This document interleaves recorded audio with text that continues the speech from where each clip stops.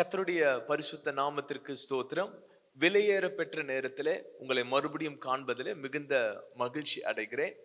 இந்த நாளுக்கான செய்தியின் தலைப்பு, தலைவனாக இருப்பதற்கான குவாலிட்டிஸ் என்ன? உலக பிரகாரமாக ஒரு தலைவனாக, லீடராக இருக்க வேண்டும் என்றால் அவனுக்கு நல்ல கம்யூனிகேஷன் ஸ்கில் இருக்கணும், நல்ல நாணம் இருக்கணும், ஸ்ட்ராட்டஜி திங்கிங் அவனுக்கு இருக்கணும், நல்ல பர்சனாலிட்டி இருக்கணும், நல்ல பணபலன் இருக்கணும், ஆம்பிஷன் இருக்கணும். இப்படி நாம சொல்லிக்கொண்டே போகலாம். ஆனால் வேதத்தின் அடிப்படையில் ஒரு லீடராக இருக்க வேண்டும் என்றால் கர்த்தர் நமக்கு எதை நமக்கு எதிர்பார்க்கிறார் என்று நாம் இந்த நாளில் தியானிக்க போகிறோம். இதற்கு மையமாக நாம் எடுத்துக்கொள்ளப்படுகிற வேத பகுதி லூக்கா 22ஆம் அதிகாரம் 24ஆம் வசனத்திலிருந்து 27ஆம் வசனம் வரைக்கும் நாம் இன்னைக்கு தியானிக்க போகிறோம். Look chapter 22 verse 24 to 27. நான் உங்களுக்காக அதை வாசிக்கிறேன். அன்றியும் தங்களில் எவன் பெரியவனா இருப்பான் என்று அவர்களுக்குள்ளே வாக்குவாதம் உண்டாயிற்று. அவர் அவர்களை நோக்கி, புறஜாதியாரின் ராஜாக்கள் அவர்களை ஆளுகிறார்கள், அவர்கள் மேல் அதிகாரம் செலுத்துகிறவர்களும் உபகாரிகள் எனப்படுகிறார்கள். உங்களுக்குள்ளே அப்படி இருக்கக்கூடாது.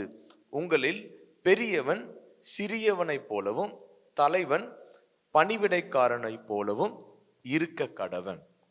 இந்த பகுதியில அவங்க என்ன உங்களுக்கு நான் சொல்ல விரும்புகிறேன், சீஷர்களுக்குள்ள ஒரு வாக்குவாதம் வந்தது.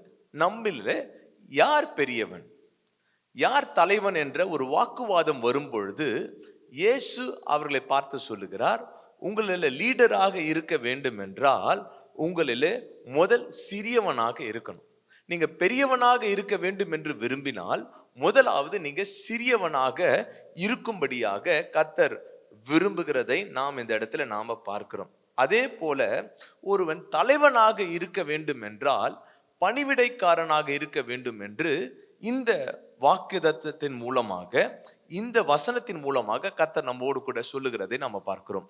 முதலாவது தலைவனாக இருப்பதற்கான குவாலிட்டிஸ் என்னவென்றால், முதலாவது கர்த்தர் நம்மிடத்தில் எதிர்பார்ப்பது சர்விங் மைண்ட்.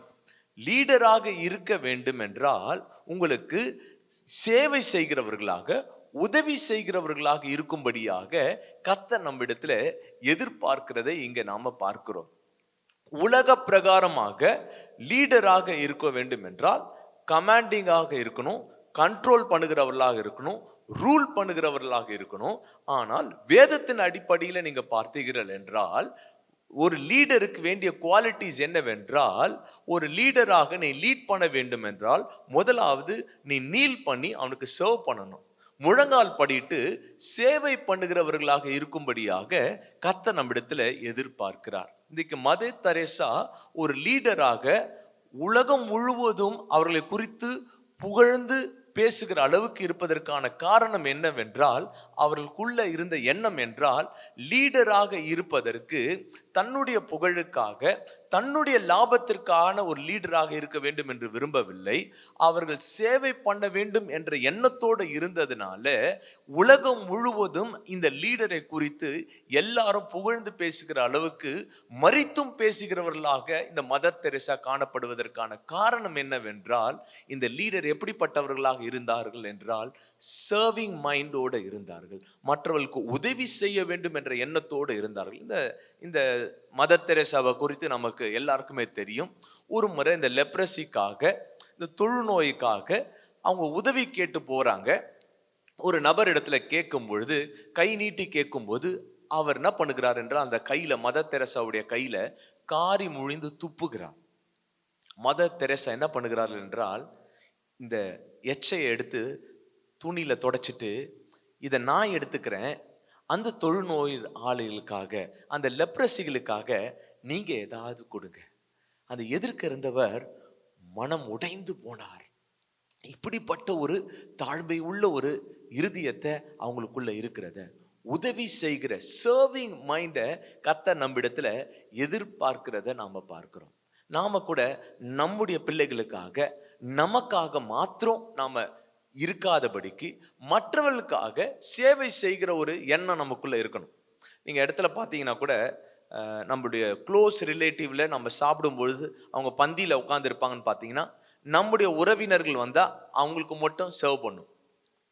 எல்லாரும் பொதுவான இடத்துல அவங்க எல்லாருமே சாப்பிட்டுட்டு இருப்பாங்க.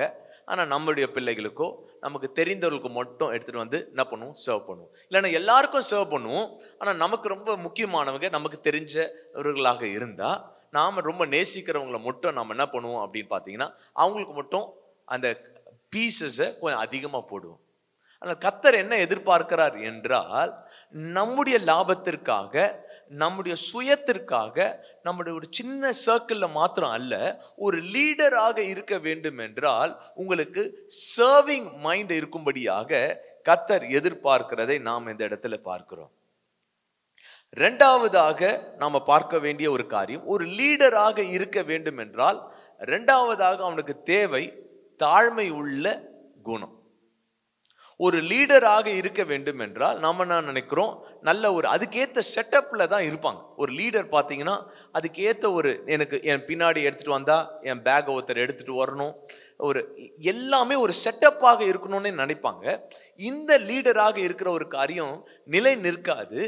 ஆண்டவர் என்ன எதிர்பார்க்கிறார் என்றால், தாழ்மை உள்ள ஒரு எண்ணத்தை கர்த்தர் எதிர்பார்க்கிறார். தாழ்மை உள்ளவர்களுக்கு கர்த்தர் கிருபை அளிக்கிறார். இயேசு எப்படி இருந்தார் என்றால், சிலுவையின் மரண பரியந்தம் கடைசி வரைக்கும் தம்மை தாழ்த்தினவராக அவர் இருந்தார். வாசிக்கலாமா? பிலிப்பியர் 2ஆம் அதிகாரம் 6ஆம் வசனத்தை நாம் வாசிக்கலாமா? பிலிப்பியர் 2ஆம் அதிகாரம் 6ஆம் வசனம்.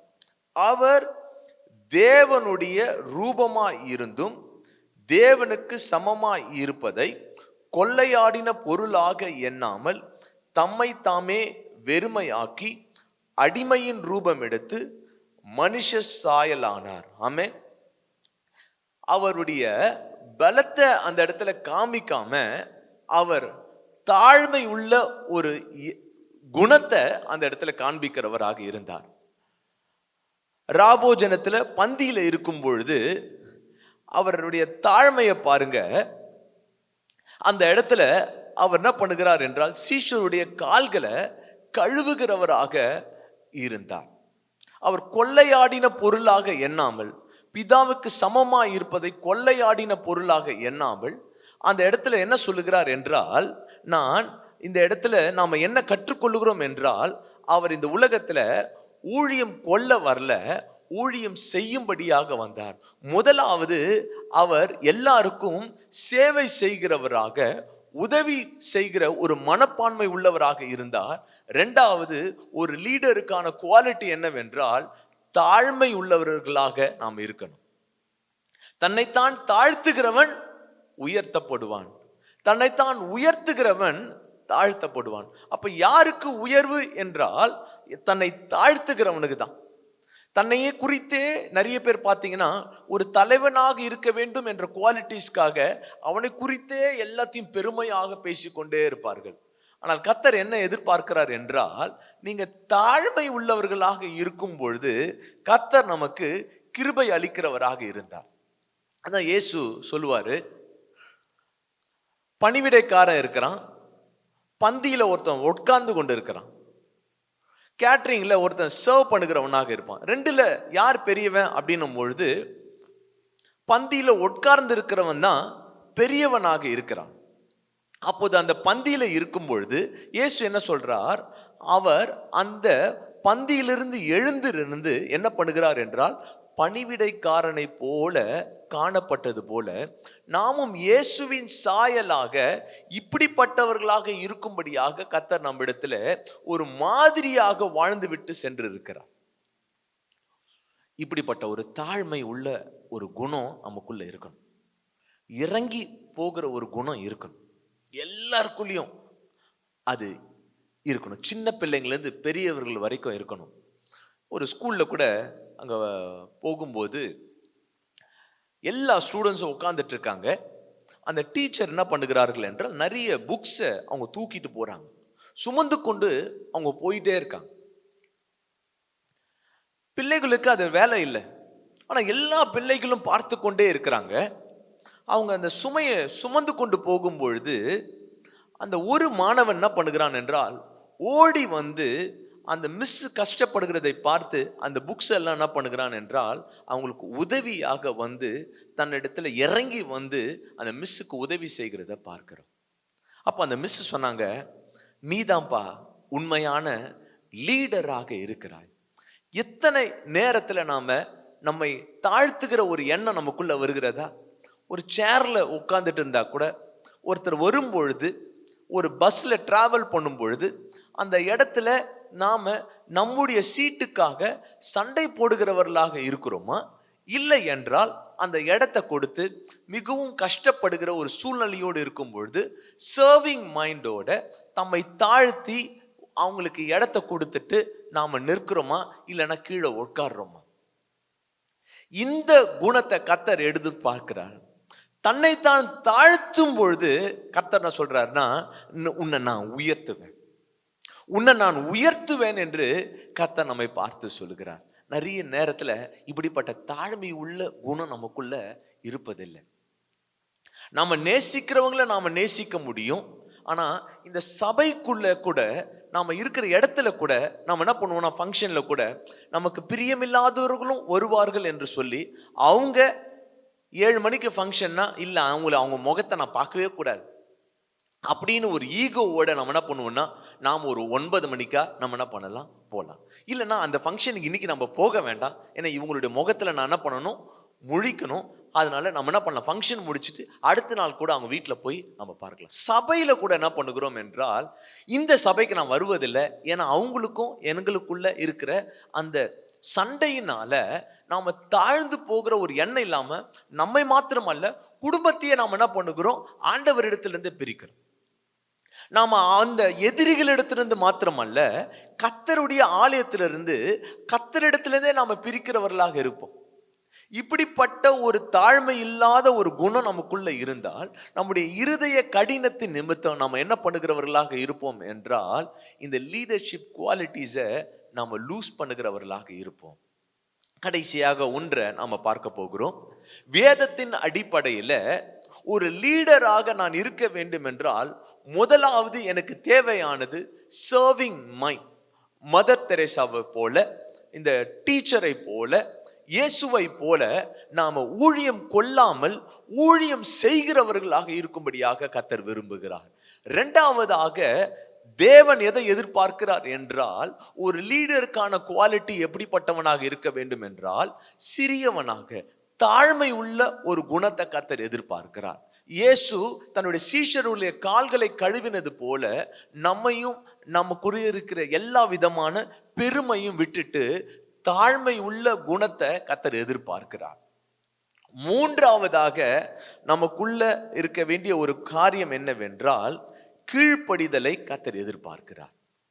நாம மேல உயரணும் அப்படின்னா, மேல் படிக்கு போனோம்னா, இந்த கீழ்ப்படியில நாம ஏறும் பொழுதுதான் அந்த மேல் படிக்கு போகும். அப்ப நமக்கு கீழ்ப்படிதலை கர்த்தர் நம்ம இடத்துல எதிர்பார்க்கிறார். இந்த வசனத்தை வாசிக்கலாமா?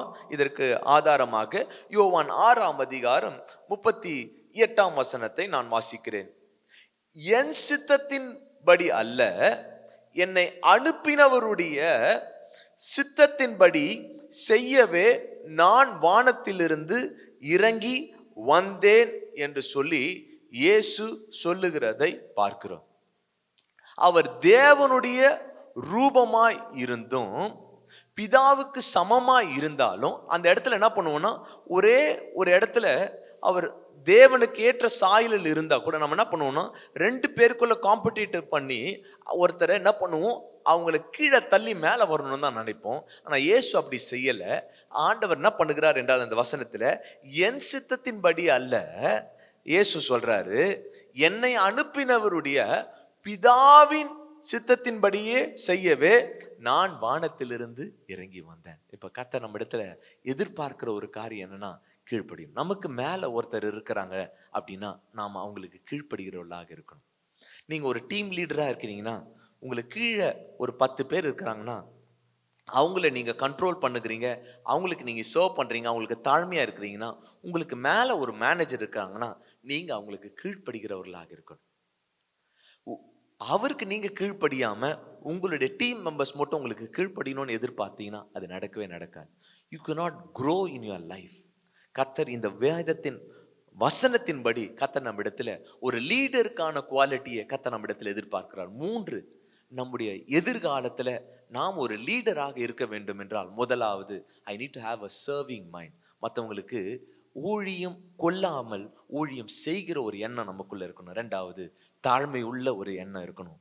3வதாக கர்த்தர் நம்மிடத்துல எதிர்பார்க்கிறது கீழ்ப்படிதல் உள்ள சந்தோஷத்தோட நாம கீழ்ப்படியும் போது கர்த்தர் நம்மை உயர்த்த வல்லவராக இருக்கிறார். கண்களை மூடி, ஆண்டவரே எனக்கு இப்படிப்பட்ட கிருபையை கொடுங்க.